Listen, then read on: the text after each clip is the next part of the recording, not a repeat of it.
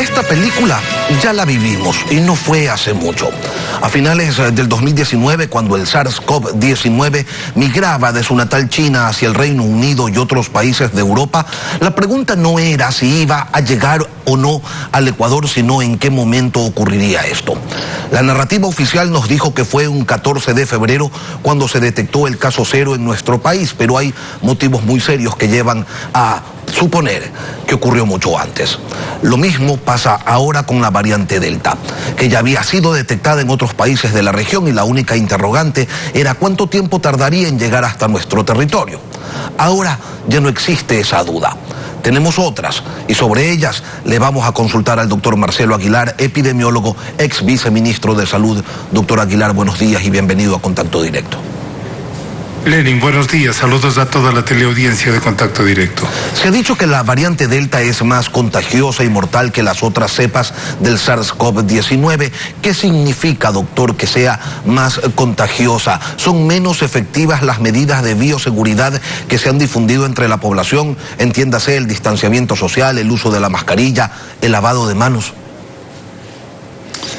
Bueno, lo que sucede es que los virus, en general los virus tienen una capacidad de transformarse, de mutar, de crear nuevas poblaciones, y esto es un fenómeno constante en estos virus.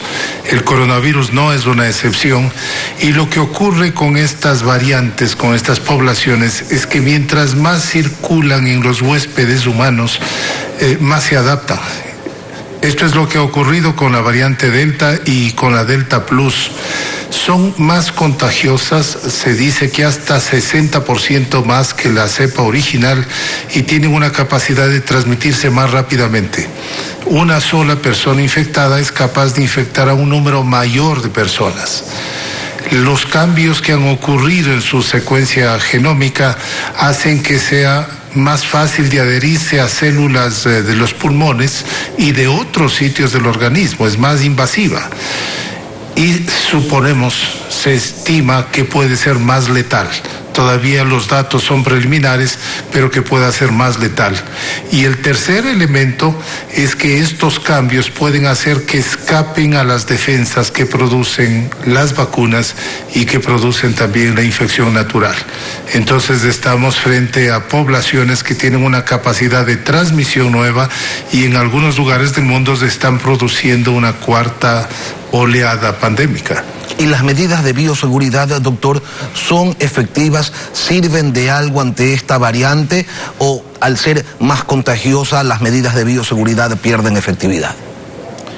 Las medidas de bioseguridad siguen siendo válidas y tienen que en este momento reforzarse, tienen que practicarse con mayor rigurosidad, porque son uno de los elementos de barrera que van a frenar la expansión de este virus.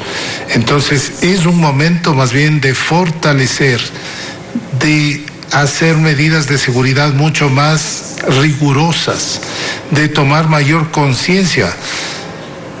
La vacunación va a ser válida, sigue siendo válida, es el elemento fundamental en este momento, pero paralelamente hay que seguir practicando las medidas de bioseguridad con mayor rigurosidad y tomando algunas medidas restrictivas, recordando que la pandemia sigue con un nuevo escenario, con nuevas cepas, y que son desafíos complejos que vienen de aquí hacia adelante. Doctor Aguilar, usted dice la vacunación es válida, pero 2 de las 5 personas que han fallecido en nuestro país a causa de esta variante Delta ya habían recibido sus 2 dosis de vacuna. ¿Esto qué significa? ¿Cómo le explicamos a la gente que tiene que ir a vacunarse, que estos 2 casos que se han presentado aquí en el Ecuador no significa que las vacunas no sean efectivas?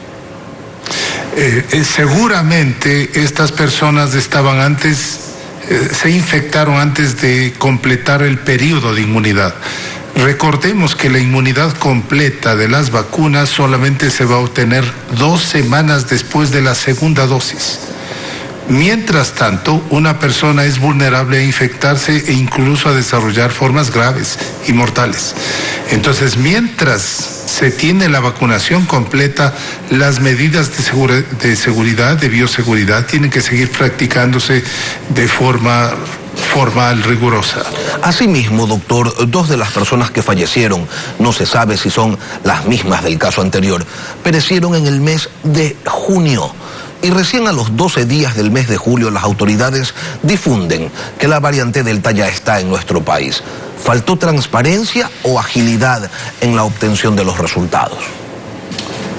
Es extremadamente complicado hacer un seguimiento riguroso de la circulación de estas cepas por varias características.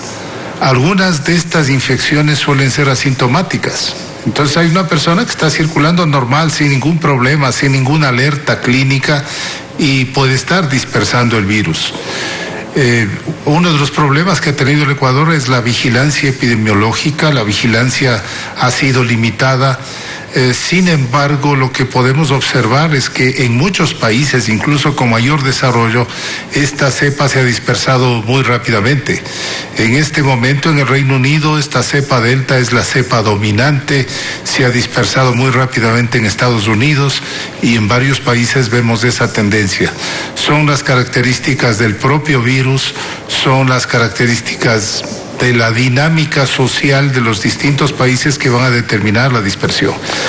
Doctor, técnicamente es complejo contenerlos. ¿Cuáles pueden ser las consecuencias de este descubrimiento tardío, por las razones que usted ya ha expresado, de la presencia de la variante Delta en nuestro territorio? Y una cosa más, antes de que aparezca la variante Delta en nuestro país, se señalaba desde el ámbito científico que una persona a quien ya le hubiera dado COVID podía recontagiarse con la variante Delta. ¿Ocurre lo mismo, solamente que es un poco más o un 60% más peligroso? Bueno, hemos dicho las complejidades que tiene esto. Contener el virus en estas condiciones es sumamente difícil y hay que poner algunos preceptos. Una nueva cepa de estas que circula más rápidamente puede afectar a la población principalmente que no está vacunada. Las vacunas siguen siendo válidas. Probablemente hay una reducción en la protección contra las nuevas cepas, pero sigue siendo la vacunación la piedra angular de la protección frente a la pandemia. Entonces, el primer objetivo es lograr la vacunación y la inmunidad colectiva lo más rápidamente posible. Luego es tomar las precauciones frente a la posibilidad de rebrotes. Hay una pequeña posibilidad que personas que han sido vacunadas y que ya tuvieron COVID se reinfecten con nuevas cepas. Sin embargo, la probabilidad es mucho menor. La mortalidad, los casos graves se siguen observando en personas no vacunadas. Es necesario que se entienda que hace falta una lógica sincrónica, primero de vacunar, esperar el tiempo necesario para que la población esté protegida 2 semanas después de la segunda dosis, luego seguir practicando las medidas de bioseguridad y luego reactivar. Uno de los problemas que yo advierto en el país es que se acelera la reactivación cuando tenemos todavía una población que está en proceso de vacunación y que requiere un tiempo para estar protegida. Doctor, entonces es menester fortalecer la bioseguridad.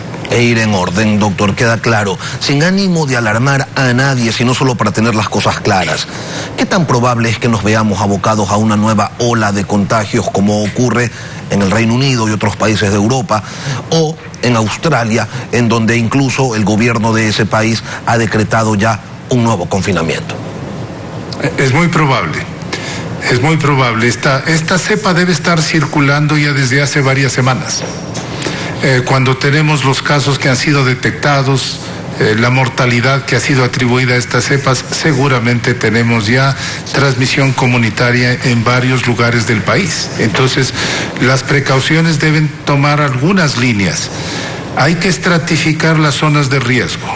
Hay algunos indicadores que son muy válidos, por ejemplo, el número de consultas por COVID a los hospitales, la tasa de ocupación de camas, de UCI.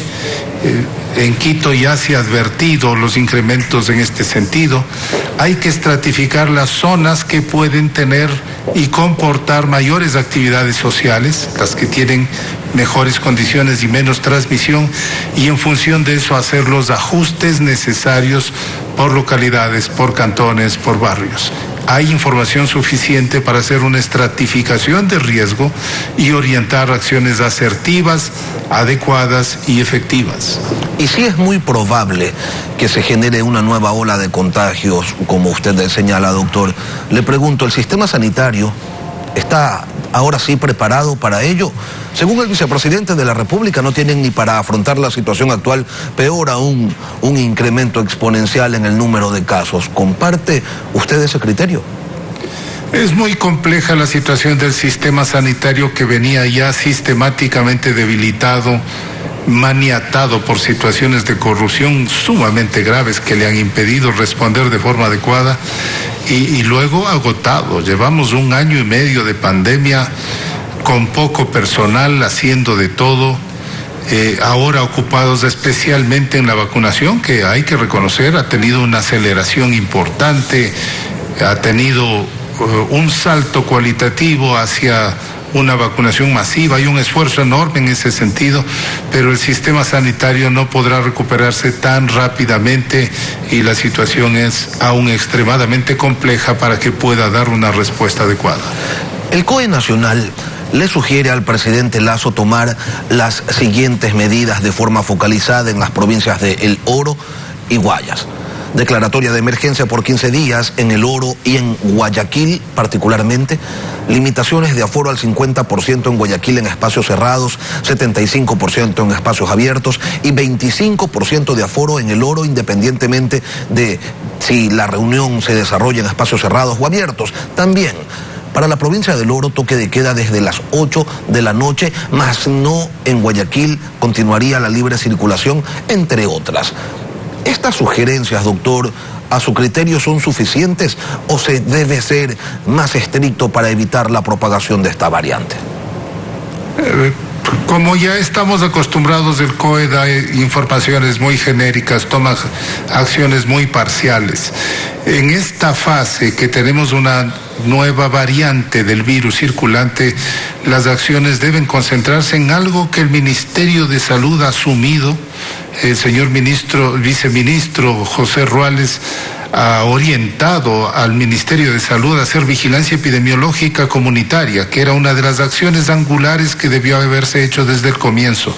Son acciones focales que permitan identificar la circulación de casos, diagnosticarlos, aislarlos, darles una ayuda social a las personas que están en esa condición, que son mucho más efectivas. El COE, desde nuestro criterio, tiene que ser reorientado para que tome acciones técnicas y racionales. Siguen tomando acciones muy genéricas, inoportunas, insuficientes. Son acciones muy concretas y operativas del sistema de vigilancia las que tienen una capacidad mayor de contener esta situación para que no se convierta en un nuevo brote. Doctor, nos decía usted, la vacunación avanza de forma importante y eso es algo evidente, está ante la mirada de la opinión pública, de la ciudadanía. Ayer el presidente informó que se logró vacunar a 268.000 ecuatorianos en la jornada de ayer, 13 de julio. Hay disponibles todavía 4,5 millones de vacunas y siguen llegando. A este ritmo y tal como ustedes están observando el manejo logístico de este proceso, ¿considera que el gobierno va a lograr aquella meta de inmunizar a 9 millones de personas en 100 días? Yo esperaría que sí, o al menos que tenga que prolongarse un tiempo más, porque la operación es extremadamente compleja. Sin embargo, se han visto respuestas importantes. La participación de instituciones, la participación de la empresa privada ha abierto y ha generado una cantidad de recursos y talento humano mucho mayor para la vacunación. Eso va a buen ritmo. Yo esperaría que más o menos en el plazo que se ha propuesto el gobierno se puedan cumplir estas expectativas. Y eso, sin duda, es bueno para la población, por el lado de la salud y también para la economía por el lado de la reactivación. Doctor Marcelo Aguilar, gracias por acompañarnos hoy aquí en Contacto Directo.